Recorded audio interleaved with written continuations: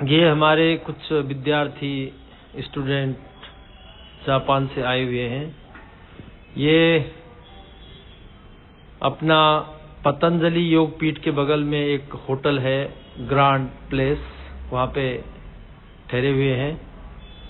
तो आज हम इनको सुबह की कक्षा देके वापस ऋषिकेश आ चुके हैं। इससे पहले भी मैं इस जगह पर गया हूँ और कई विदेशी लोगों को यहाँ पर योग की कक्षाएं दे चुका हूँ।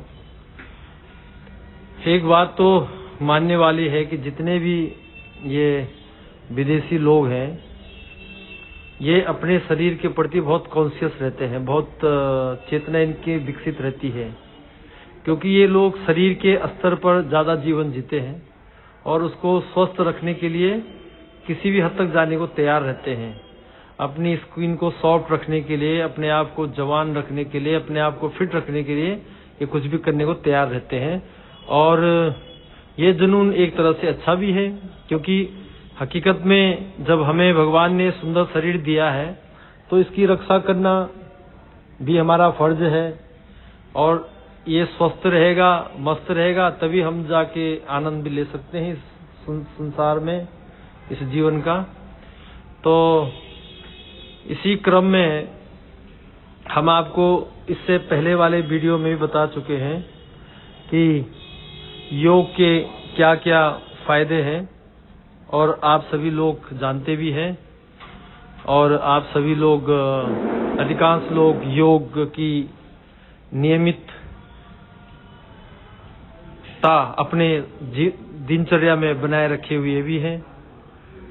शरीर को लचीलापन लाने के लिए ये कुछ सूक्ष्म व्यायाम जो मैं आपको बता रहा हूँ, ये करने बहुत जरूरी है, क्योंकि जब आपका शरीर लचीला होगा तो आप किसी भी प्रकार का आसन, किसी भी प्रकार का योग आप आराम से कर सकते हैं। शरीर के आसन और अलाइनमेंट को ठीक किया जा सकता है अगर आप प्रतिदिन योग करते हैं। शक्ति और सहन शक्ति, एक तो शक्ति होती है ताकत, लेकिन हमारे योग में बोलते हैं आपकी आंतरिक ऊर्जा और बाहरी ऊर्जा, इन दोनों का संतुलन बहुत जरूरी है।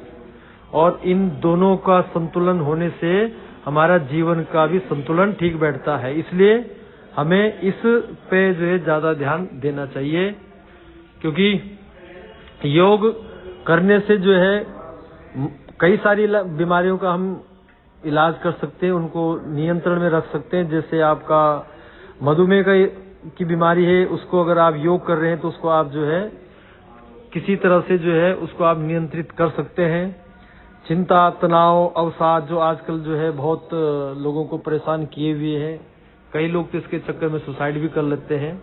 अगर आप योग करते हैं तो इन सब पे काबू करके अपने मन को भी शांत रख सकते हैं। मन को शांत करने के लिए आपको ध्यान, प्राणायाम, योग, ये तीनों करने बहुत जरूरी है। क्योंकि अर्जुन भी भगवान श्री कृष्ण से बोलते हैं कि मैं सब कुछ नियंत्रित कर सकता हूँ, मैं गंगा या नदी को मैं उल्टा बहा सकता हूँ, लेकिन अपने मन को नियंत्रित नहीं कर सकता। तो भगवान बताते हैं कि किस तरह से हमें अपने मन को, अपनी इंद्रियों को नियंत्रण में रखना चाहिए। तो जब हम धीरे धीरे करके अभ्यास करेंगे, अभ्यासेन तो कौन्तेय, जब हम धीरे धीरे करके अभ्यास करेंगे तो इन सूक्ष्म व्यायामों की मदद से हम एक दिन अपने जो गोल है या अपना जो हमने गोल बना रखा कि मैं अच्छे से अच्छे आसन कर सकूं, वो हम आराम से कर सकते हैं। क्योंकि शरीर में लचीलापन आ जाएगा तो हम अपना आप कर सकते हैं। योग करने से हमारे शरीर के जो आंतरिक अंग होते हैं वो भी मजबूत होते हैं, तनाव कम करने में मदद मिलता है, एकाग्रता में सुधार आता है। इसके साथ में रक्त परिसंचरण और मांसपेशियों के विश्राम में मदद करता है। और भी कई सारे फायदे इसके हैं और आपको ज्ञात भी है, और आप लोग आसन करते भी हैं और करना भी चाहिए, क्योंकि इसको करने से हमारे जो जीवन है वो एक व्यवस्थित रूप से चलता है। हमारा आचार विचार व्यवहार सब एक लाइन में आ जाता है, जिससे हम हजारों की लाखों की भीड़ में भी अलग ही नजर आएंगे। तो इसलिए निश्चित ही अगर हम अपने शरीर को स्वस्थ रखना चाहते हैं, अपने जीवन का भरपूर आनंद लेना चाहते हैं, तो 1 घंटा नियमित योग का अभ्यास अवश्य करना चाहिए। हो सके तो कुछ आप वॉक भी करें, एटलीस्ट आधा घंटे का वॉक करें, घूमे फिरें सुबह सुबह। और आजकल सर्दियों का मौसम है, तो सर्दियों के मौसम में दिल से संबंधित बीमारियों वालों को या जिनको नहीं है उनको भी परेशानी हो सकती है। इसलिए ज्यादा ठंडी में बाहर न निकले, जब थोड़ा सा मौसम ठीक हो जाए तब बाहर निकले। सुबह बिस्तरे से उठने के तुरंत बाद आप जो है तुरंत कोई भी एक्सरसाइज न करें। पहले जब आप प्रातः उठते हैं, पहले जल्दी उठने का प्रयास कीजिए। सूर्य उदय होने से पहले उठिए। उठने के बाद आप अपना शौच के लिए जाइए, अपना हाथ मुंह धो करके फिर आप जो है थोड़ा शरीर को वार्म अप कीजिए। वार्म अप करने के बाद में अपना योग की कक्षा कीजिए, योग का नियमित अभ्यास कीजिए। ये बहुत जरूरी है। अगर आप तुरंत ही बिस्तर से उठ के तुरंत ही योग करना शुरू करते तो ये आपके लिए हानिकारक भी हो सकता है। क्योंकि देखो, कोई भी चीज अगर अच्छी तरह से की जाए तो हमारे शरीर के लिए बहुत ही अच्छा कार्य करती है, टॉनिक का कार्य करती है। उसी को अगर हम गलत तरीके से करेंगे तो वही विष का रूप धारण कर सकती है।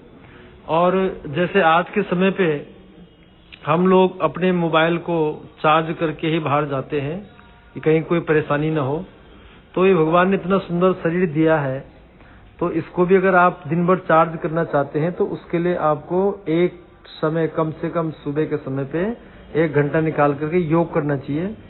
जिनके पास समय नहीं है वो शाम को भी कर सकते हैं, अगले दिन के लिए बॉडी फिर चार्ज रहेगी। तो अगर बॉडी को चार्ज करना है तो ये जरूरी है।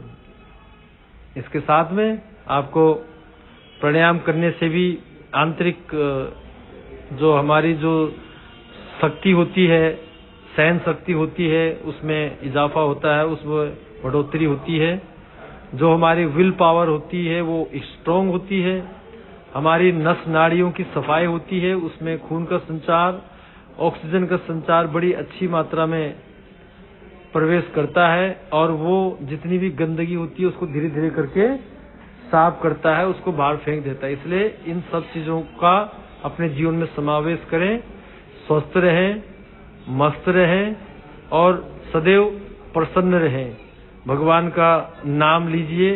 हरे कृष्ण।